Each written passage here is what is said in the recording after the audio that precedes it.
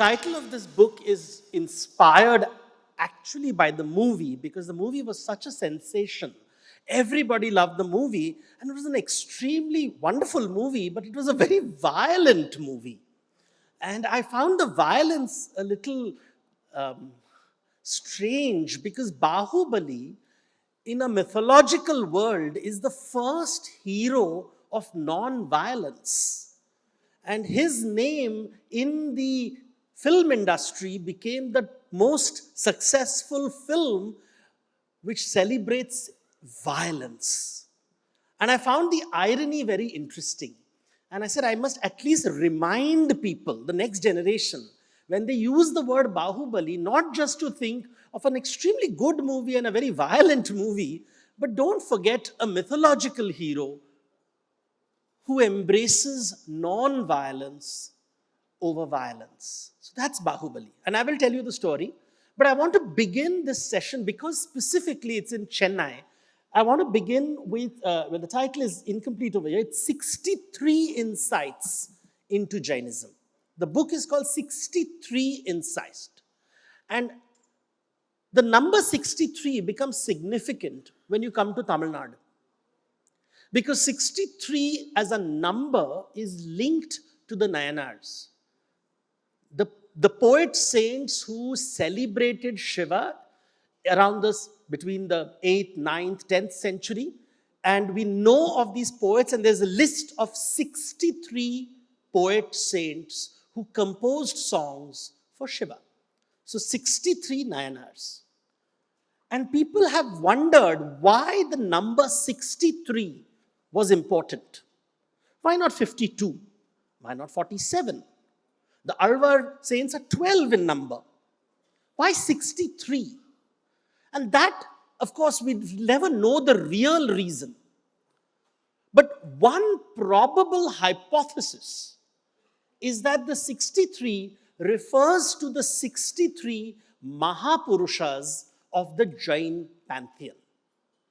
And Jainism had a very long and successful run in Tamil Nadu in the 3rd, 4th, 5th, 6th, 7th, 8th century. Some of the oldest Tamil literature refers to Jain characters. So there is stories like Jivaka Chintamani. In fact, if you see the film Bahubali and the first part of the movie where the mother is running with her child in her arms, that scene is really based on a Jain epic, Jivaka Chintamani, which was written in Tamil. I don't know whether the writer knew about this connection or was it deliberate, I don't know. But it's very interesting that some of the oldest Jain epics come to us from Tamil Nadu, and they talk about these very powerful women, and they talk about desire, and they talk about different kinds of women, 3 different kinds of women. Women who are faithful to one husband, women who have many lovers. So there is Kannagi, who is faithful to a single man. There is Madhavi, who is a courtesan and therefore has many, many lovers. And there's Madhavi's daughter, Mani Megalai, who doesn't want a man in her life and wants to be a nun. So there is these 3 different kinds of women. The way you classify women in traditional Indian law comes to us from Tamil Nadu. But the stories of Jain monks in the Tamil landscape is a powerful one that is forgotten by many people. A friend of mine who's here, we had gone to Madurai, and when you go to Madurai, of course you go to the Meenakshi Amma temple. But what people forget is just outside Madurai, there is the Samanar Hills.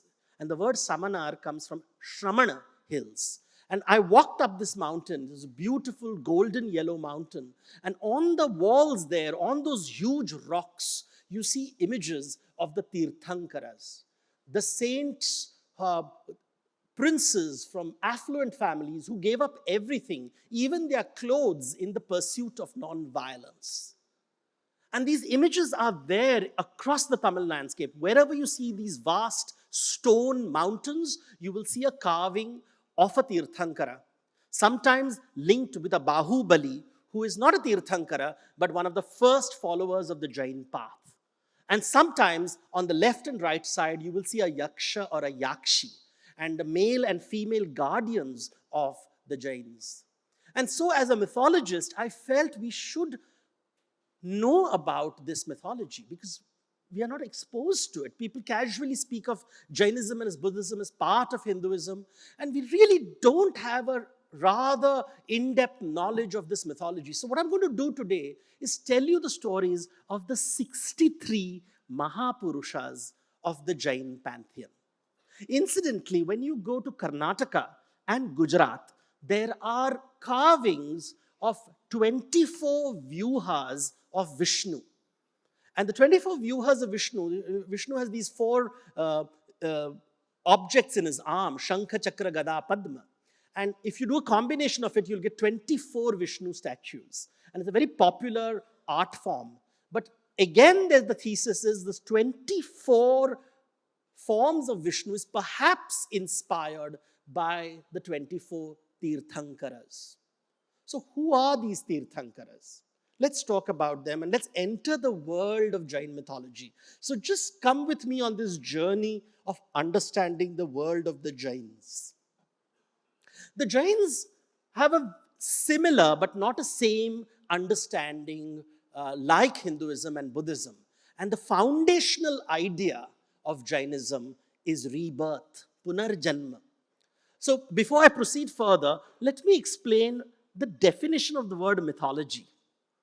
And we'll then get into Jain mythology again. I usually begin with this. So people keep asking me, Dev, that even today, is mythology history? Is mythology fact? So when you talk about facts, you talk about everybody's truth, which is based on evidence and measurement. When you talk about fiction, you talk about nobody's truth, which is based on imagination. But when you talk about myths, you talk about somebody's truth. Not everybody's truth, not nobody's truth, but somebody's truth. So when somebody says, I believe in God, it is their truth. You don't have to agree with it. It's perfectly fine for other people to have different truths. Mythology is the study of other people's truths, which is communicated through stories, symbols, and rituals. So if I want to study the mythology or the truth of the Hindus, I will study the stories, symbols, and rituals of the Hindus. If I want to study the truth of the Jains, I will study the stories, symbols, and rituals of the Jains. And what makes the stories of India very, very different from the stories of the Middle East is the fact that we believe in this part of the world, the major mythologies believed you don't live only once, you live many lives. Rebirth is the foundational idea of Buddhism, Jainism, and Hinduism. So when somebody explains the word dharma without referring to rebirth, he's not being correct. Because this is the foundational idea of India. Now, rebirth can be taken literally, that you're going to die and you're going to be reborn. That's a literal way of looking at it. But metaphorically, mythology uses a lot of metaphor to explain things that are very difficult to explain. And rebirth is a metaphor for something very profound. Rebirth tells you that there was a world before you existed, and there will be a world after you will exist. You live for 80 to 100 years. But the world before you existed for thousands and thousands of years.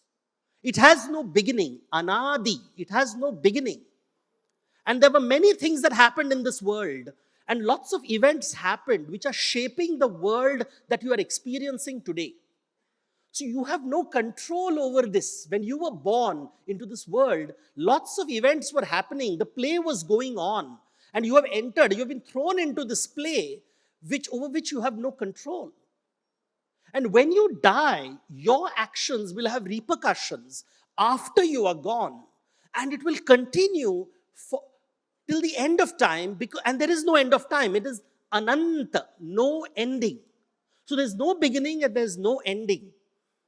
And there is no control. You have no control over this world.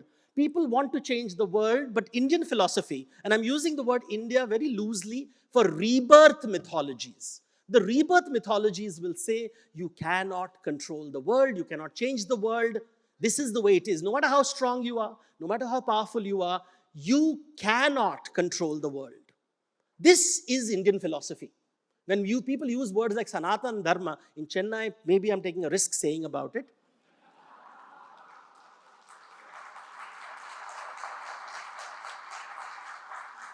But this is the meaning of Sanatan. Sanatan means that which doesn't end.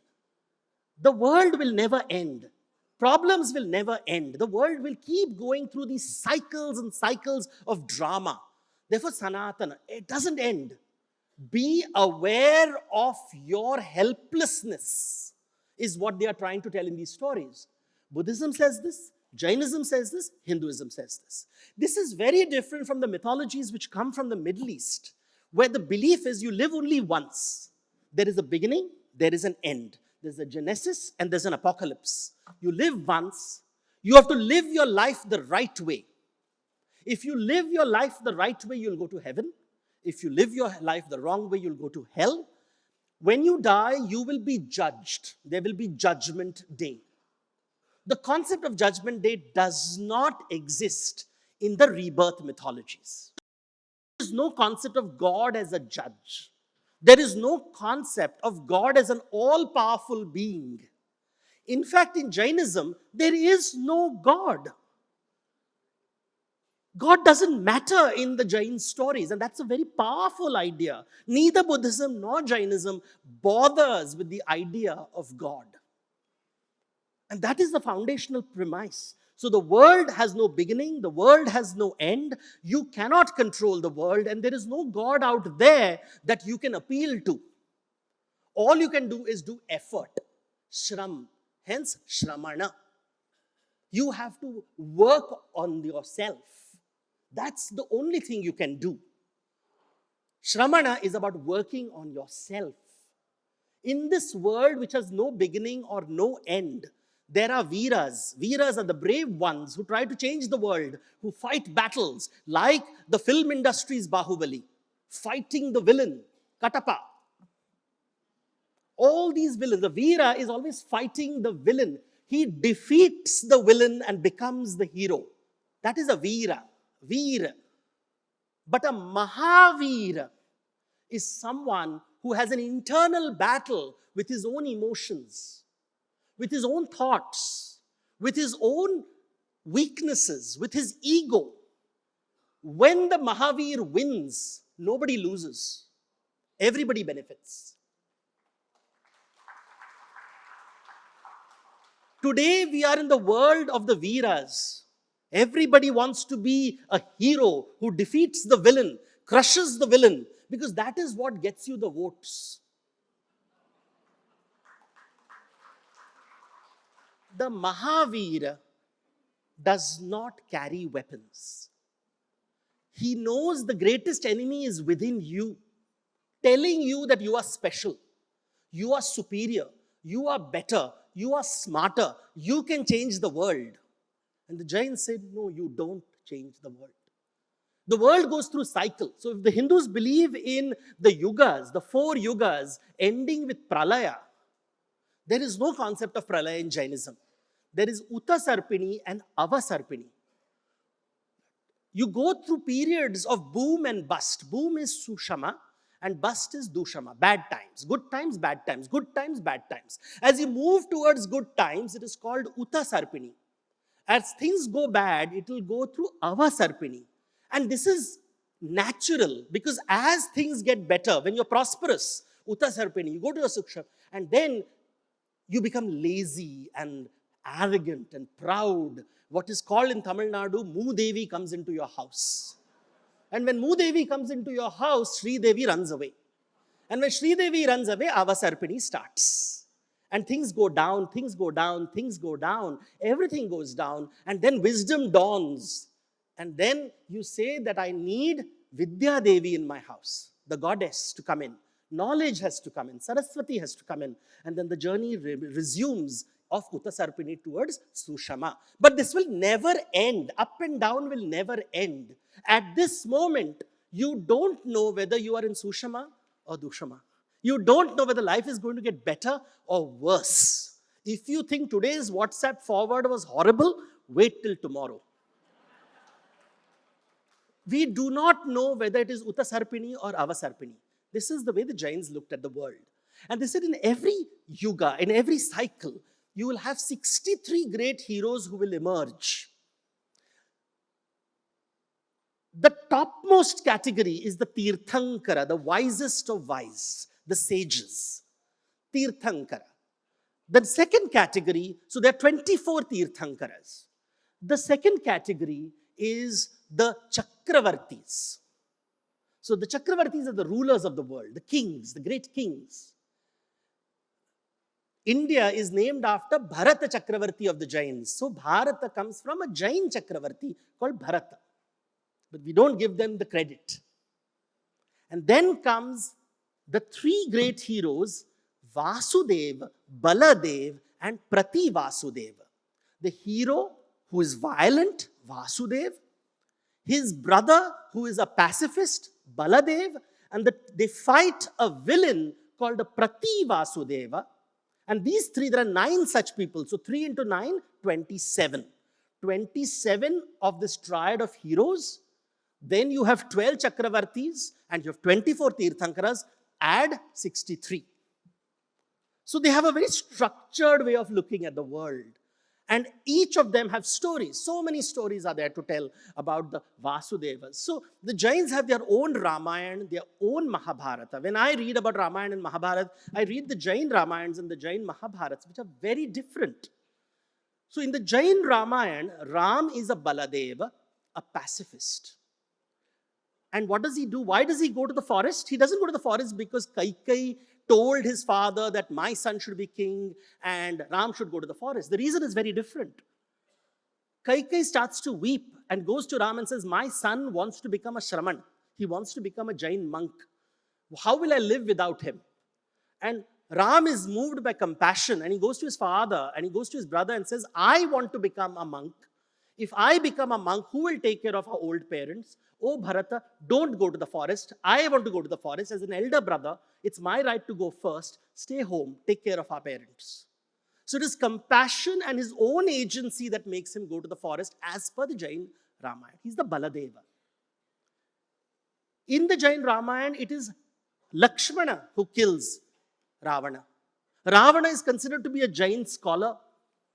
And they say that eventually both Lakshmana and Ravana will become Tirthankaras in a future yuga. So nobody's a bad guy.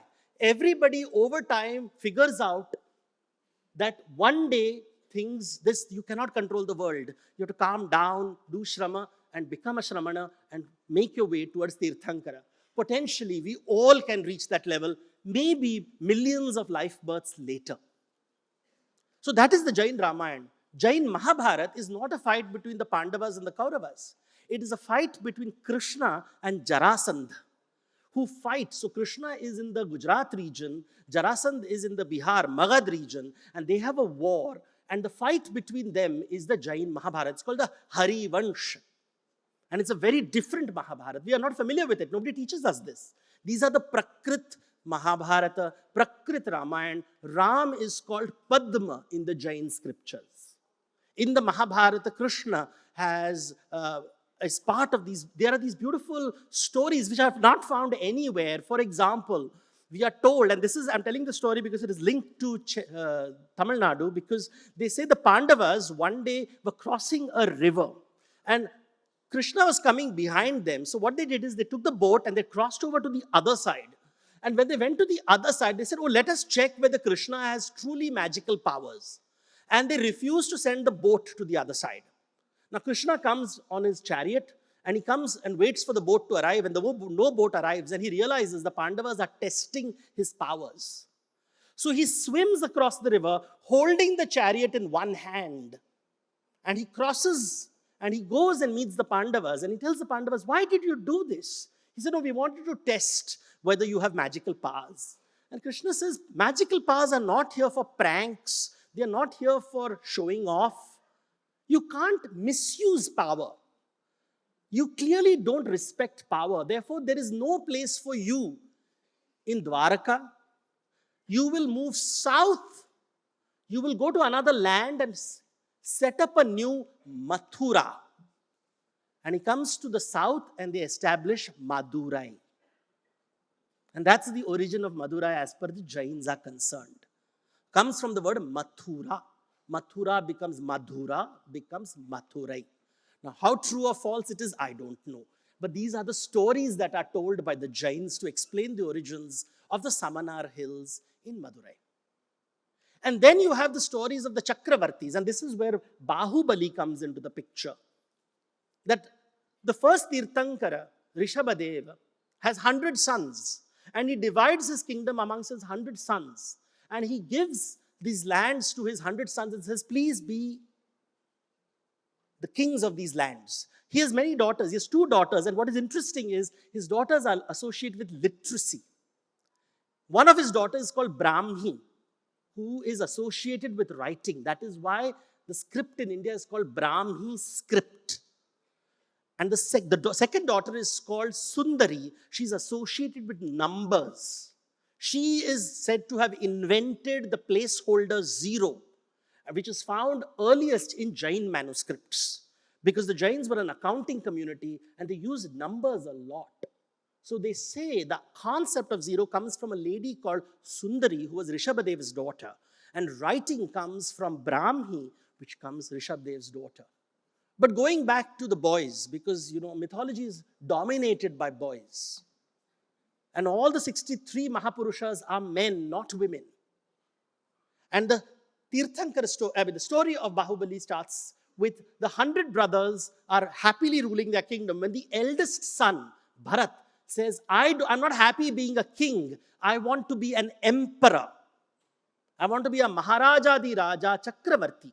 I want my brothers, 99 brothers, to bow to me. And the brothers say, why should we bow to you? We are equals. We don't want to bow to you. He says, no, I want to be a Chakravarti. I'm going to do this great Yajna, the Ashwamedha. I'm going to travel around the kingdom with my army. And if you don't bow to me, I'm going to crush your kingdoms and take it by force. So 98 brothers decide to become monks. And they say, we don't want to fight our brother. We don't want to bow to him. So we will become munis, shramanas. One of the brothers, the second brother, Bahubali, refuses. He says, why should I give up my kingdom? I don't want to bow. I will not become a monk. I will stay in my kingdom. Bharat comes with his great army. And there is going to be a confrontation between these soldiers when the generals of the 2 sides go to the kings and says, you know what? The fight is between you 2 brothers. Why should the soldiers suffer? So clearly they were smart generals. And they say that we don't want to kill each other because you have a problem with each other. Sort it out. You fight with each other. I wish they did this in parliament. Let there be such lovely ideas from Bharatavarsha. Nobody wants to listen. So Bahubali and Bharata go to the Arnab show. But they realize that no, instead of talking, we should fight with each other physically. And they decide to have these series of crazy fights. When you read the books, some of them are quite silly, that they're throwing water at each other and they're throwing sticks at and staring matches, who will blink first, who will sweat first. So it's quite a little, it's a story to be taken lightly. But then it's interesting because they're talking about 2 men fighting for a kingdom and it's all about the ego. At one point, Bharat punches Bahubali in his stomach. And Bahubali raises his hand to strike back. And Bahubali is clearly stronger than his brother, much stronger. The word Bahubali itself means the strong man. He's about to slap his brother and he knows that he's going to knock his teeth off. When he says, what am I doing? For power, I'm going to slap my own elder brother. This is just not right. And he says, no, I will not strike my brother. But he refuses. He's now, unfortunately, a Kshatriya. And as you know, Kshatriyas have these strange rules. Once I remove the sword from my scabbard, I have to strike. It has to draw blood. If I've raised my hand, somebody has to be hit. So these strange rules they have. So he says, what do I do with this raised hand? And he lowers his hand, he plucks his hair out, and he becomes a monk. And when he becomes a monk, he says, I'll be a monk. But now there's a problem. Because when he enters the monastery, his 98 younger brothers are senior monks. Which means he has to bow to them. And he says, oh, what is this world? In the material, temporal world, I have to bow to my elder brother, the king. In the monastic order, I have to bow to the senior monk. Wherever I go, I have to bow. What is this? It's so unfair. And he stands in one place wondering, why should he bow? And they say creepers come around his legs. And he's waiting and trying to figure out what is it. And his sisters come to him and says, get off the elephant. And it's just one sentence, get off the elephant. And what they mean by elephant is the ego. Because elephant, I don't know if you're familiar with something called a mada, hasta mada. An elephant in a state of mast is a very ferocious creature. It doesn't listen to anyone. It is a violent being. An elephant in rut, sexually aroused, it will kill anything that comes in front of it. That is the elephant they're talking about. The ego is like that. It is so full of itself, it will destroy the whole world to get satisfaction. And Bahubali says, oh my God, that's what I'm doing. This is the problem. I don't want to be a Veera and defeat my brother. I want to be a Mahavira and defeat this elephant. Across India, on temples, you will see this image of a Yali or a Shardula, a lion on top of an elephant. Across India, this image is there. You can ask any art historian. That elephant is the ego, and the Shardula or the Yali on top of it is the Mahavira, crushing and calming this mad elephant and saying, calm down. You cannot change the world. This is the way the world is. Avasarpini, Uttasarpini. That is the story of Bahubali. That is the story of the Chakravarti. That is Bharata Chakravarti realizing, oh my God, this is how I'm going to ruin the world. My ego is going to ruin the world. And therefore comes the 24 Tirthankaras. The Tirthankara means, Tirtha is the shallow part of the river that you can cross without a bridge. They're trying to tell us that the path of Jainism is natural, like a Tirtha. You can cross it. There's no need of building an artificial bridge. It's not a man-made knowledge. It's there. All you have to do is let go. Let go. Stop being angry. And when you read the story of the Tirthankaras, it's all about rage and anger. Parshnath, in a previous life, walks into his palace and finds his wife with another man, his own brother. And the sexual jealousy leads to a series of violence. And one day he calms down and says, oh, why am I fighting my own brother? This desire of people. And he lets go. And the 24 Tirthankaras are people who let go of control. They all come from very powerful, very rich families. And they're saying, we cannot change the world. The world is full of jealous people, angry people, stupid people, power-hungry people. If we think there's going to be a happily ever after, there never will be a happily ever after. So calm down. Don't ride the mad elephant. Veeras will not change the world. Mahaviras will. And the Mahavira in the Jain pantheon, they speak about Kamadeva. These 63 heroes are just one set of heroes. There are other heroes like Kamadevas. The Kamadevas are so handsome. Once upon a time, there was a gardener who was so ugly, he never got a date. So he spent all his life serving a Jain Muni. And the Jain Muni said, in the next life, I will give you liberation. He said, I don't want liberation. In my next life, I want to be the most handsome person on earth. I want women to fall in love with me and I want to break their heart. And he becomes a Kamadeva. And in Natya Shastra, Kamadeva is always painted green in color. And that is the reason if you go to Tanjore paintings, Mysore paintings, Odisha, Bengal, Ram is always painted green in color. Even Kathakali, Ram is green in color. Krishna is green in color because it's color of Shringara Rasa. Hanuman in South India, Anjaneya, is green in color because in the Jain pantheon storytelling, he is a Kamadeva. All the women in the world are attracted to him, but he doesn't abuse this power because he's a Mahavira. He will not consume because consumption is violence. He rejects violence. He chooses ahimsa. And the only way to choose ahimsa and to practice ahimsa is not by eating vegetarian food.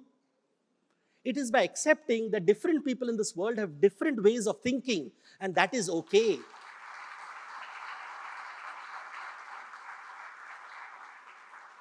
Ahimsa is only practiced when you practice anekantavad, plurality, diversity.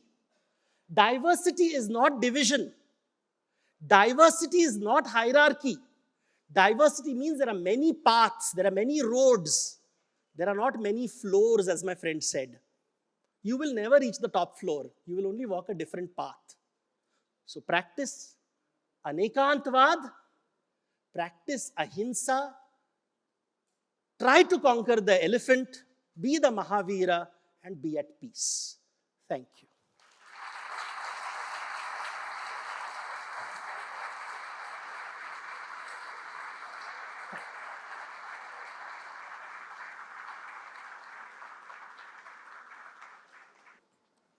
Hello, sir. I was one of the fortunate guys to be to Madurai, to the Samana Hills, and to the Tiger Nest Monastery in Bhutan. We see that between Hinduism, Jainism, and Buddhism, it's all interlinked. Like the Kailash is sacred for us and the Buddhists, and we have many references of Jainism and Hinduism also. Yes. So, will it be right to tell that it was more of a way of life than religion that has turned maniac today? Yeah. In the olden days. So every religion is a way of life. Normally, when Indians use this word, we are not a religion and not a way of life. It's really we're riding the elephant and saying that my way is better than your way. Everybody has a way of life. It's a different way of seeing the world. We see the world as unending and continuous. Others see the world as having a climax. That's all. And this commonality is across, when you live together, you'll always have stories that are common, like Ramayana is common, Mahabharata is common, mountains are common, rivers are common. So you will have this kind of an overlap. It's a Venn diagram. So if you're familiar with a Venn diagram, I always say all religions in the world are like a Venn diagram. There'll be things that are common, there'll be things that are uncommon. Yeah? Let someone else. The lady in front of you can pass it on. Check, check, check. Hi, thank you so much for that talk. It is very riveting. In 5th grade, I read a book called The Gita for Kids by Rupa Pai. And since then, I've always had the question of, while I agree with a lot of what the mythology I read says, how do I implement that in my own life? How do I look at this, something that's been told to us from a very long time ago in a very different context, and see it as appropriate for our context today? How do I do that in my everyday life? Very simple. Go to the bookshop and buy Devdutt Pattanaik books. Yeah? And all your problems will be solved. We'll take your question, but let me take a question from there. Sure. Thank you. Thank you. That was fascinating. My question is, from what you've said, it clearly seems that many of these stories have been repeated over history. And I've read instances where Ramayana is as old as Sumerian and stuff like that. So my question is, at what stage does a story hit mainstream and capture the popular imagination that it stays no matter what anyone tries to do? Well, it's very difficult to pinpoint these ideas. But remember, there are wise people traveling across the country trying to communicate complicated ideas, like the world is not going to begin and you have no control, life is, these ego, how do you explain Atma, all these ideas. So stories are the simplest and most powerful tools through which you communicate stories. The only way you can be fairly confident is when you start seeing artworks of these themes.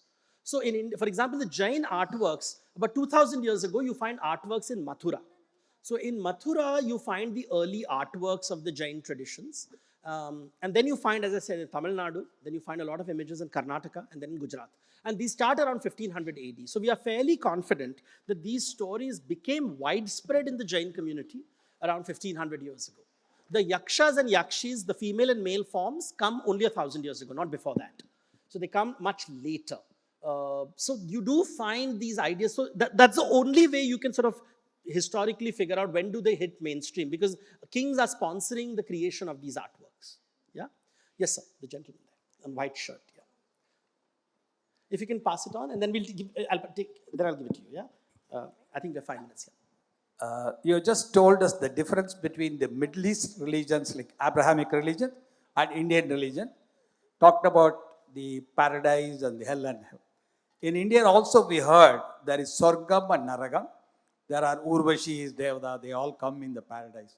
So there is a reference in Indian religion also about the hell and heaven.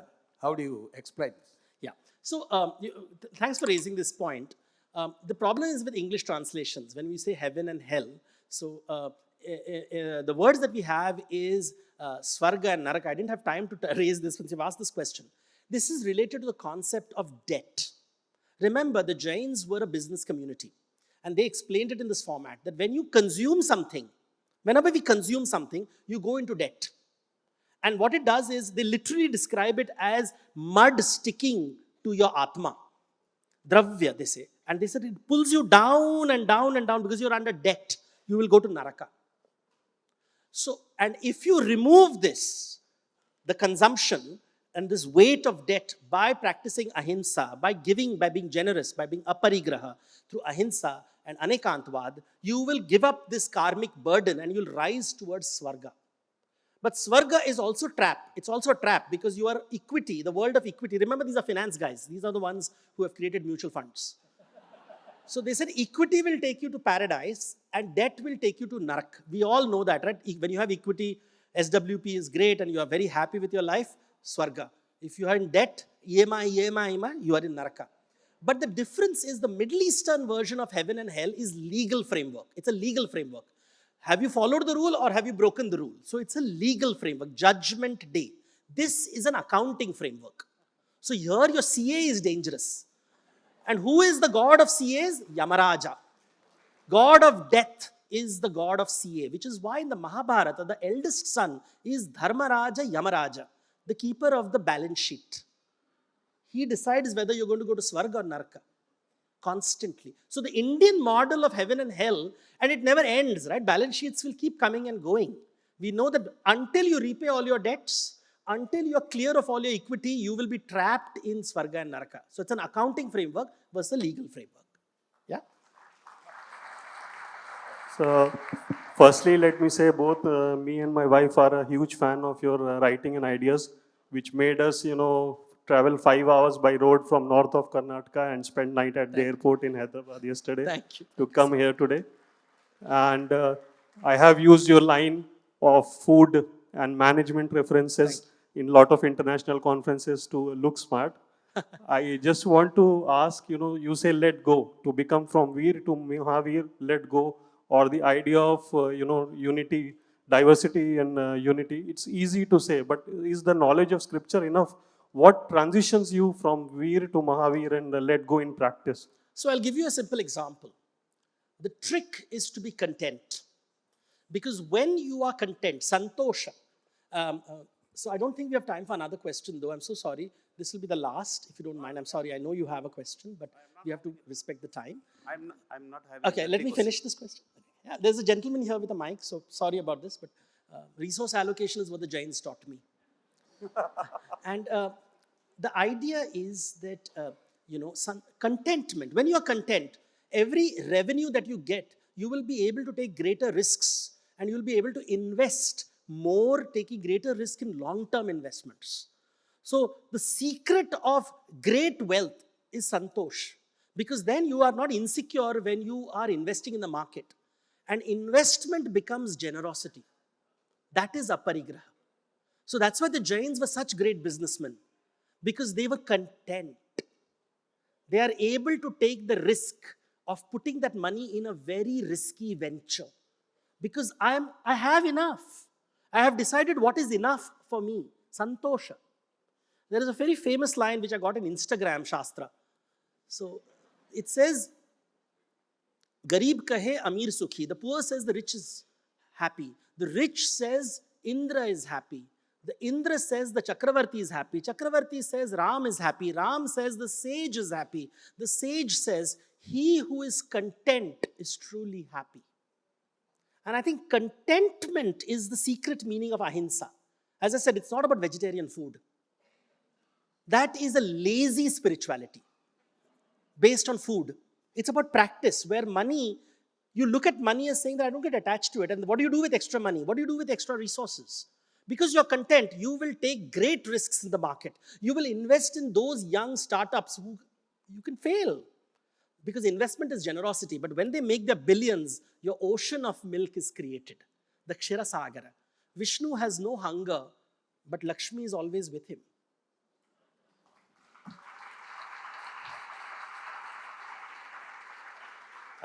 Let the moderators decide if you can handle the question. Okay, let me take one question here and one question there. Yes, sir. And that will be the last. Please respect that. Yeah. My name is Subramanian. My question is, were really the Jains impaled in Tamil Nadu? And what is the reason for decline of Jainism in Tamil Nadu? Politics. And that's a dangerous topic. I want to live, so I'm not going to talk about politics. So.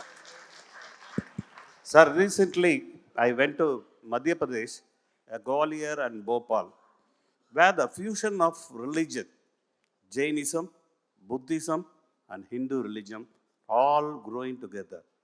The history I just saw in the Gwalior fort, there are many Jain structures. Yes. Repeated, Yes. a small size, big size. Yes. What is the reason for that one? That is a one. Another one thing is, I find that Jainism and Buddhism approach the moksha in a very different way. They are torturing, Jainism torturing themselves. Buddhism is not torturing. They are all only Yes. preaching. Kindly explain these two That's a questions. good point. So, and this will be the last, I'm sorry, I'll wind up with this. One of the things in Jainism, remember these were in societies which were not literate. And they said that when you have extra resources, when you have more money, as I said, investment is generosity. Invest in the artist community. Artists have no source of income. There is no ROI to art. So you invest in artists, and therefore they would build temples and carve those statues. And of course, to maintain quality, they'll say you have to be so successful that you have to keep building temples after temples, because there's always money flowing. And to ensure the quality of the art, they will say the grain of sand has to pass through a sieve. So there are these rules. So you're really reinvesting what is called corporate social responsibility. And when the temples were not being built, by the way, in the 11th and 12th century, when the Muslims came and temples were not being allowed in Gujarat side, they made friends with the sultans. So the Jains were bankers to the sultans. They were unusually powerful people who could use Anekantavad to befriend even hostile people. And they started making India's oldest paintings. The oldest paintings in India are Jain paintings. You find these palm leaf, Bhojapatra paintings in Gujarat, Rajasthan, in the Shastra Bhandar of the temples. So they sponsor this because they say that money which you earn has to be used for the artists. So this is how investment and generosity, the point which I was making. Your second point is about how different Buddhism and Jainism is. So Jainism has the concept of aparigraha. Do not keep anything property with you. This idea does not exist in Buddhism. So Buddhist monasteries were centers of great wealth. So if you lived in Nalanda and all that, you could give money to the monks, and the monks had huge establishments. So long as they didn't inherit it, they had to give it back to the Sangha, the Buddhist Sangha, I mean. So that is the place where money would go. And as far as the Jains were concerned, aparigraha is a very important thing. So Jains were not allowed to have a single piece of property. Even a piece of cloth which they wear today is only out of, because people may find it uncomfortable, but they're not even allowed to keep a piece of cloth or a utensil on their body. So aparigraha is the one word which is not there in Buddhism, and that's why you see the difference. Yeah? Thank you so much. Thank you.